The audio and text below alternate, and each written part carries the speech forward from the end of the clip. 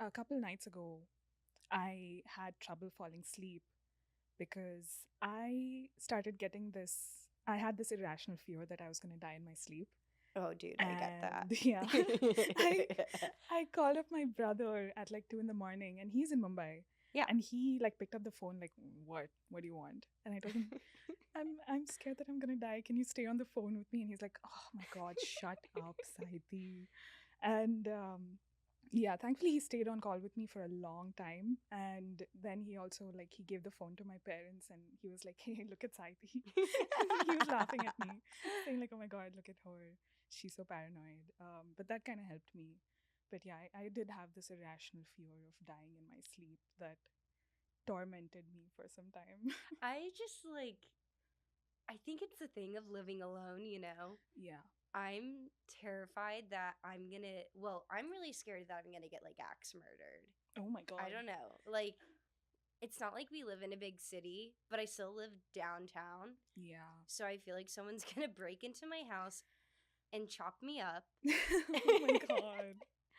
um, and I'm like, I don't know, I'm so scared of someone breaking into my house. But then, like, on top of that, I'm scared for my cat, like, Salem. Um, I'm scared that I'm gonna die and no one's gonna like figure it out. And then Salem's Oh. gonna slowly have to eat me. Oh my god. Which, like, okay, sacrifice worth it. Like, if I die, I'd rather that, like, I hope my cat goes somewhere nice. But, like, Yeah. I don't know. I don't want Salem to have to Yeah. eat me. Like, Oh my I'm god, so that's freaked dark. out by that. Yeah.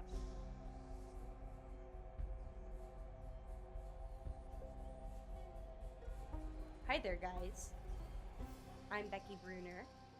Hi, I'm Sahiti Satish. We are two friends that met each other in film school. We're in our final semester, and you're listening to Final Girls Guide, and you're tuning in for some truly horrifying content. So, with Final Girls Guide, we kind of felt that there's this sort of like missing demographic for, obviously, we're both Gen Z, but Gen Z women talking about horror movies. Yeah.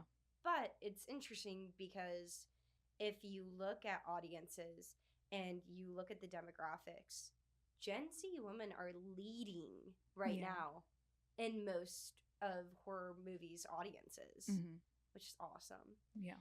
But I guess we just kind of want to bridge that gap a little bit. Yeah. And I also, whoever listens. yeah, I think we've talked about this before, but it's also what was drawing me to this idea of this podcast is a lot of the times when we talk about our interests to somebody else, they would look at us and be like, you like horror?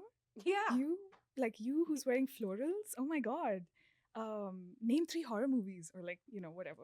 But yeah, I think if it happens to me, then I'm sure it happens to other women who are interested in horror, or other people who are trying to develop an interest in horror or want to know things.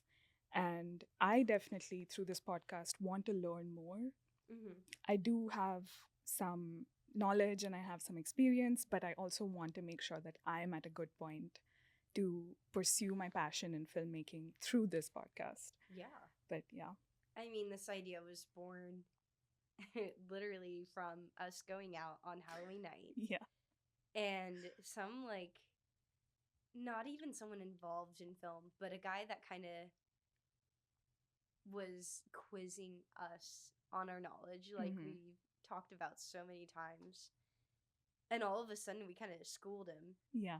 And, like, not that we know everything, but, like, he was taken aback that we actually knew what we were talking about. And we both were just sitting there dumbfounded that we get quizzed this so many times. Yeah. And then we were like, let's talk about it more. Let's find a platform where we can share this love. Yeah. Because, I mean, obviously we want to reach out to a wide audience that is looking to talk about modern approaches, modern ideas, and what this younger demographic is viewing horror. Mm-hmm. Because horror, I mean, like, it's exploding. You have The Substance nominated for so many awards at the Oscars this year. And it's time. Yeah. Horror High is time. hot. That's true. The Substance being a horror movie very much about women. Yeah. Yeah. Very much about like beauty standards and obsession and Mhm. late stage capitalism. Well, and it's bringing back body horror, and I mean, Mhm. directed by a woman. It is the female lens on what this sort of storytelling is going to. Yeah. And I can't wait to see what happens next. I know. And I'm just glad that, I mean, one thing I love about horror, obviously, I love so many different genres. Like, I have this, I can't focus on one thing. But what I love about horror industry wise is that it's not a trend. Yeah. Horror is there forever. And Mhm. it's not like, oh, we have this new trend of the superheroes or Mhm. video games or like whatever, which I love. Like, Yeah. I was a huge Marvel fan. Oh, me too. I don't know if I should say I still am, but um, but yeah, and what I love about horror is that as a filmmaker, as someone who wants to make movies, it gives me a sense of peace of like, oh, I can do this. Yeah. And it's also the route that a lot of indie filmmakers go through Mm-hmm. of like their first film being a horror film, because it's amazing what you can do with a low budget, Yeah. you know. And there's so many deeper, I mean, people can say what they want about horror. I know, like, there's been such a long-standing history, and we've talked about it so many times, of critics not taking it seriously, people being like, oh, it's just another scary movie. Yeah. But I feel like every horror movie has so many hidden themes Yeah. or undertones in it that if you just watch it the right way, it'll really change the way you look at your own life. Awesome. Yeah. So, final goals. What's that about? Yeah. Well, I mean, like, Final Girls is such an ever evolving term, you know, like, it started with Jess Radford and Black Christmas. And it's funny because definitely watch that movie if you're a horror fan. But the way it started, Jess Bradford was this sorority girl, which is definitely a stereotype we see repeated in slasher films and all horror movies. Mm-hmm. But she was getting an abortion, and she was completely different from a lot of female protagonists at the time. Yeah. But then that's Black Christmas is what inspired Halloween. Mm-hmm. And then that inspired Laurie, who is kind of like the most well-known final girl. But Laurie was completely different, and she kind of inspired all these other final girls because she was like this virginal, sweet, not huge partier, nerdy, but gorgeous girl next door. Yeah. Which is what I like about Final Girls, because while they were caricatures of women, I also feel like they subverted the stereotypes of like, oh, she actually makes it to the end. She gets out, like Sarah from Texas Chainsaw Massacre. Mm-hmm. The iconic shot of her on the back of that truck escaping. God. The PTSD. Yeah. which was, once I started getting into horror, I realized how big of a deal that is. Yeah. To see not just a person surviving a slasher film, but a woman surviving a slasher film and getting away and surviving. Well, I mean, like, no matter where you are, being a woman, it is like we're constantly on survival mode. Mm-hmm. I don't think I haven't carried pepper spray with me since like maybe high school. I think by my freshman year of college, I was carrying pepper spray or something with me at all times. Yeah. Anytime I hear a weird noise when I'm alone, I'm like, someone's there. Yeah. And it's just this impending doom and threat Mhm. but to see people go through what is collectively everyone's worst fear as a woman Yeah. and be a badass through the entire situation, Yeah. that's what drew me to horror. And that's why I'm like, horror really raised me. That's And I know amazing. we both kind of feel that way. Yeah. Yeah. Yeah. Also because I mean, once you get into Scream, Yeah. and there's more like self-aware Mm-hmm. protagonists of Yeah. like women who don't fit that stereotype Yeah. of like cheerful, bubbly, like pure girl. Yeah. That was also amazing. Mhm. And of course we have like this I mean, for me personally, I feel like all of my horror picks are always somewhere grounded in reality, because I feel like the most horrifying things are what happens in reality. Like there's nothing that scares me more than what people are capable of. Yeah. Yeah, which is why, you know, like Scream kind of opened the doors for me in that way, because you're the horror expert in vintage films, if I can say that. But yeah, I started with horror a little recently, but I realized that I've always loved horror throughout my life, because I've watched like so many random films and I've realized that, oh, I loved that because it was horror. Yeah. But yeah. I think as a kid, you know, I was like, maybe 4, I was like, the Disney princesses, which is cool. Like, that's nice.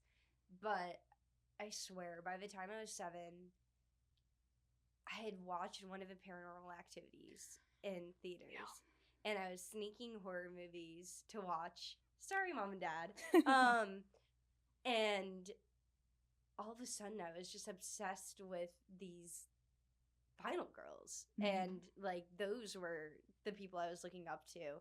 And, you know, it started so young that I wasn't, like, you know, I didn't know that I was going to go into film. I didn't know what I was going to do with my life. But I was like, I want to embody their characteristics. Yeah. Now, do I do that? I don't know. Personally, I think I am at least number 3 to get killed off in a movie. But like, we love self-awareness. Yeah, I've tried not thinking about that because I don't want the answer. You know, like I don't want to. I don't want to think about it all the time. Yeah. Becky, who's your favorite Final Girl? This was a really hard question for me, but you know, I talked about how I was going to see scary movies in theaters as a little baby. So one of the first movies I remember seeing in theaters is You're Next. It's from 2011. Okay. And Erin Harson is the most badass final girl in that movie. She's awesome, and I remember watching her as a kid, and I was like, I want to be like you. Oh, nice. I mean, she's such an interesting character. So, spoiler alert. Oh, yeah. I think we're spoiler alerts, for, right? Yeah, for yeah, every for movie that we're going to mention right now. Okay, cool, we're going to spoil it, yeah. Also, I mean, a final girl is a spoiler because we know that they're making it through a movie. Yeah. Okay. Well, so my spoiler is Erin. So she is going to meet the family of her boyfriend, who used to be her professor. Oh. Mm-hmm. So he's a little bit older. I didn't pick up on that as much as a kid, but then when I rewatched it as an adult, I was like, oh, okay, cool. But so she goes with him, and his family's pretty rich, like they're well off, and it's his parents' 35th wedding anniversary. Okay. So she goes, and you know, they're kind of jerks. They're kind of like making passive aggressive comments. They kind of write her off as like sort of a gold digger because she's a good amount younger than him. They don't really know her background. Well, her background's intense.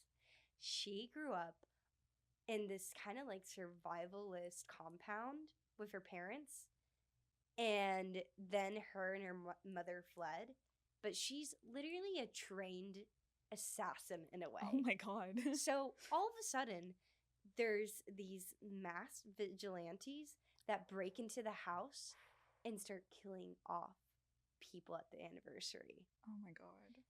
But she knows how to fight back. And it's pretty amazing. It definitely subverts the. I love the trope of gold diggers Mm. because I feel like it's so misunderstood. It's like the most patronizing way Yeah. to discredit someone. Yeah. And she just shows like her strength through it. And That's awesome. you know, she'll have you riding on the edge of your seat with what Nice. she does to these killers. Nice. I think I remember watching this movie. Again, I'm like really bad with names. I cannot stress how bad I am with names. But once you just started describing it, I did. Yeah. I do remember seeing that. It's amazing. And the movie did, I'm pretty sure, pretty well in box office. And it was, I mean, the budget had to have been at least like less than 5 million, I believe. Okay. Could totally be off. Who knows? Yeah. But yeah, that one, Don't that's my fact number check one. us. Number two, we kind of talked about a little bit. Mm-hmm. It's my girl, Sydney Prescott. Ooh. Yeah. Okay. I mean, that Scream too for me. Like, I watched that movie so young, and it totally changed my mind on things. I think Sydney's such an interesting character because before that, like, yeah, we got to see some of the inner turmoil, a little bit of like the final girls. But I feel like Scream, I mean, it changed how slasher films and horror movies were done from then on. Mm-hmm. But specifically, but with Sydney, like with her mother's death and then the slut shaming of her mom and her issues with her father and like distrust in the community, we really got to understand that character's head in a way that we hadn't really before. Yeah. And then, you know, it comes to the point that she literally breaks the rules. She loses her virginity to Billy, who turns out to be the killer. Of course, it's him. Yeah. And they think they've got her, Mm-hmm. but she comes back. Mm-hmm. And then also Gail Weathers, I love in those movies too. Yeah. Can't go wrong with her. But finally, my other final girl I really want to mention is Danny from Midsommar. Nice. Nice. I love her. I joke a lot about that movie because I rewatched it a ton during a breakup. Mm-hmm. Again, I didn't go through anything like that whatsoever during the breakup. That would be just concerning. Yeah, This is how you reveal to me that you went through something like that. I'm like, this is my tragic backstory. No, Mm. no. Can't relate to my girl Danny like that. Mm-hmm. But I do adore Danny. I think there's so much to be said about a character that is carrying that much weight around with all of her stuff with her family. And then obviously when her sister does what she does, all of a sudden it's like this weight that some might look as being taken away is just so much heavier because she has this disconnect and her only connection is the boyfriend, but he's on iffy terms of should we break up or should we not? But, you know, I think I'll dive into that one a little more in a future episode. Oh my god. Being cheeky. Excited. Yeah. Nice. So what are your favorite final girls? Ooh, yeah, this was a tough question to think about because I was thinking about the angle of how I felt when I watched these movies. So my first final girl is Jessie, I believe her name is, from Gerald's Game. Yeah. So I have this very good friend of mine back in Mumbai in college who introduced me to this movie, and she's an amazing storyteller. You know who you are. I love you. And so she introduced me to Mike Flanagan through Gerald's Game, and I loved that movie because that was also a time in our lives where we were in undergrad, we were doing film projects, you know, for fun and for assignments, and we had a horror film that we made, a short film, and I loved the aspect of like playing with the format because I hadn't even thought of it creatively until then, of like having one main character. Like the premise is so simple. Mm-hmm. And again, going back to the thing that I said of like the scariest things happen in real life, Yeah. which was such a thread throughout the entire movie. Yeah. And also, like talking about the thing you were talking about with Salem, Yeah. fear, and my fear of like dying in my sleep, that fear was portrayed so well in that movie, and her hallucinations, her paranoia, the the man, Oh, the man who was the basically tall a man. vision. Yeah, Yeah. I fully thought he was a vision the entire time, and then at the end when you realize he's an actual person and The that he was courtroom. there. Mhm.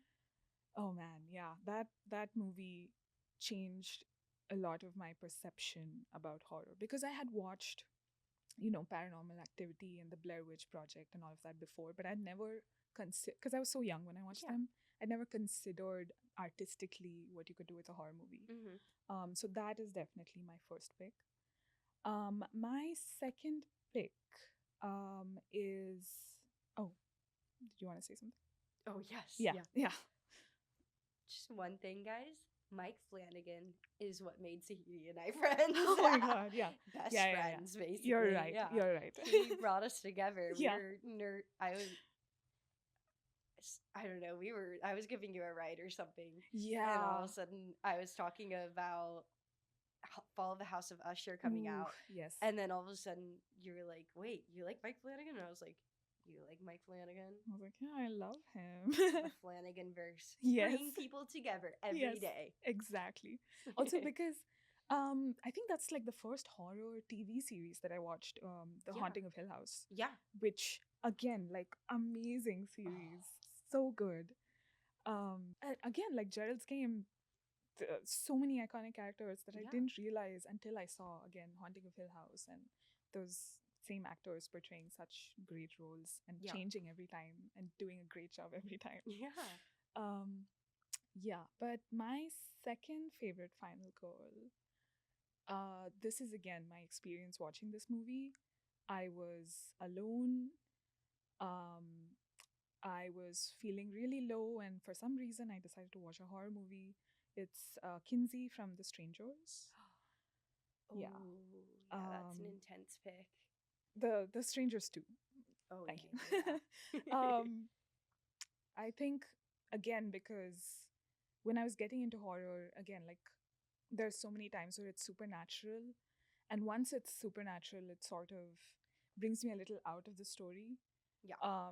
Because I'm very agnostic, and I I have trouble Yeah. like immersing myself into a story like that, because yes, it's terrifying and horrible and everything, but with The Strangers too, I hadn't seen the first one. Yeah. I don't know why I decided to do that, but again, it's the fact of like they're just people doing horrible things Yeah.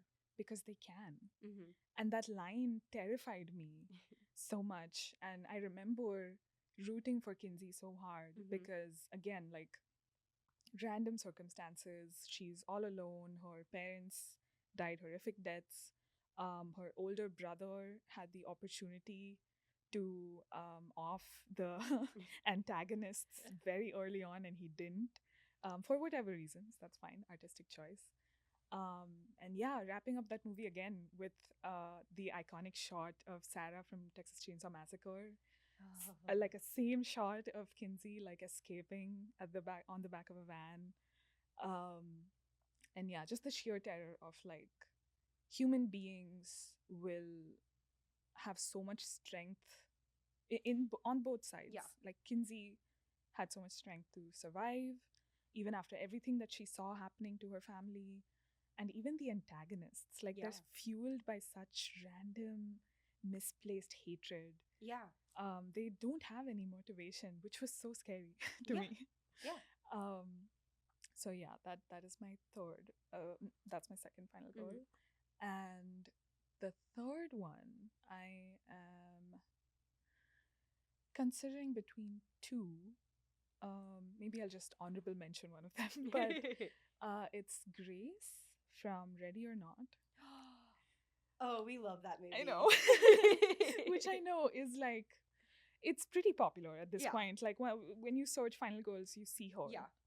But I didn't like for a lot of for a big portion of my life when I was interested in horror, nobody around me was, which is Yeah. why I think we became such best Yes. friends because I finally found someone interested in horror.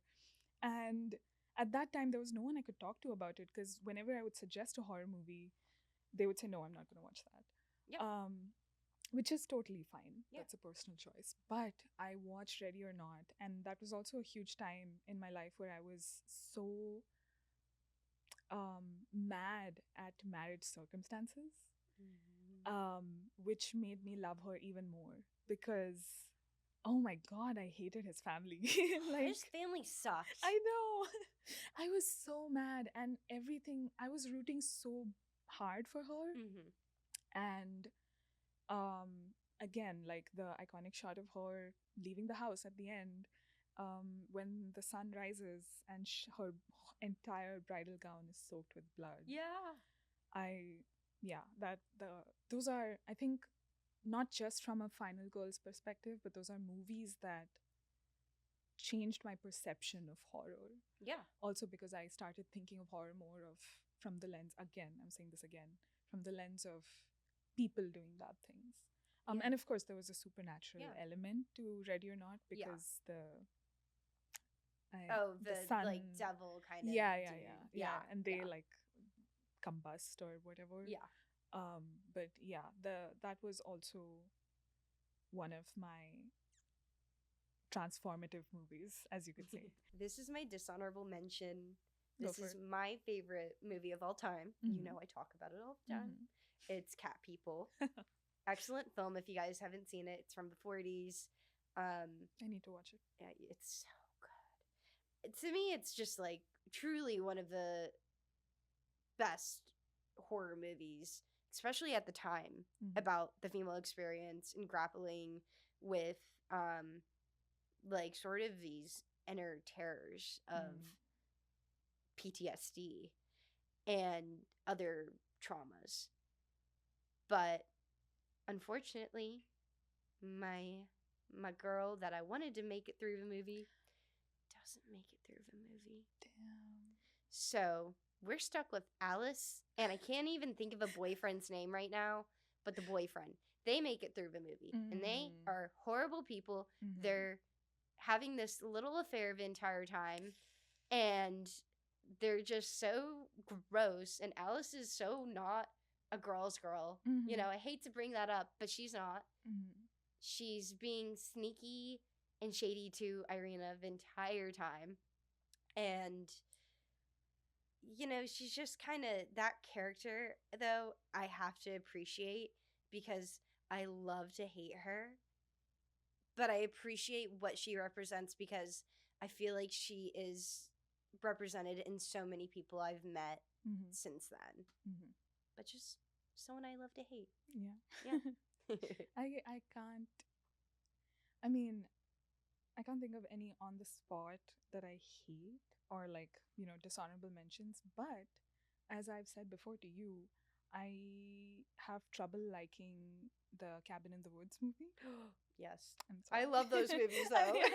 Or that movie. Yeah, I think I just again, I watched it when I was younger. I can't remember when, but it was just like, what are you doing? You know, like I think I can't remember her name, but the final girl at the end, I don't think she survives per se because there's the like world this ends. huge, but in her group of friends, which is usually what we see, like that's kind of necessary for a final girl.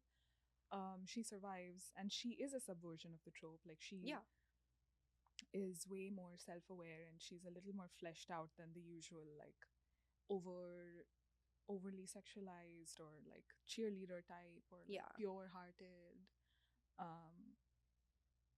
Sweet I girl. Say, I can't think of the English word. I want to say sanskari, but that's like a very religious, like pious type of girl. But I just, I would just say that was a very difficult movie for me to digest because I think it showing the scenes of like the people who were controlling the cabin and everything that Yeah. happened. It was kind of like the Hunger Games type thing where there were like these people Yeah. underground like controlling everything, and it kind of took me out of the movie, and I was like, oh, okay, See, I guess. love that. But see, I don't know. I think at the time, like when I watched it, was when I was really understanding the love of horror that of the path I was kind of going down. Mm.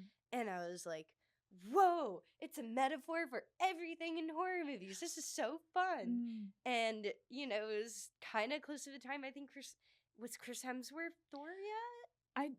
I don't remember. think so. It may have been right before. It may have been right before, or But- maybe like after the first one. Yeah, we were Yeah. seeing the rise of him, and I was Mhm. like, you know, He, yeah, I was a get Marvel that. kid. I get Yeah, that. Yeah. and I was like, yeah, I'm gonna watch Chris Hemsworth, and then like That's why I watched it. I Yeah. guess. Maybe it was after. Yeah. I guess. Yeah. his acting's pretty good in it, though. Yeah, I have to say. Chris But- Hemsworth, please be on our podcast. I don't know if he's done a horror movie since Oh my then. god, I love The Cabin in the Woods. Oh, Yeah, yeah. Oh She my takes God. everything back. I know. Can we just bleep that whole part out? Okay. That was, I think, if I may say so, a really good first episode. yeah. Thank you guys so Yeah. much for tuning in. And I think our next episode is also going to be very interesting. Mm-hmm. Our next episode is going to be coming out a little before Valentine's Day, but We hope. we Yeah. hope, yeah, Either the way. editing process Yeah. works. Yeah. But it's going to be called Bloody Romance, and we're Mhm. going to be talking about all things sort of Valentine's-y, some like romantic tropes we've seen in horror movies, some failed romances, maybe some successful ones, but you know, it's two very single girls that are Yeah. talking about this, romance. like so single, but Mhm. very happily single, That's true. but super single. So we might be talking about the bad parts of romance in that Yeah. episode. Yeah, for sure. I think we have to. Yeah, it's Yeah. horror. Yeah. And let us know if there are any other topics you might want to listen to. Mhm. And yeah. Thanks for listening in. Thank you guys. Again, I'm Becky. And I'm Sahiti. Stay alive till next time.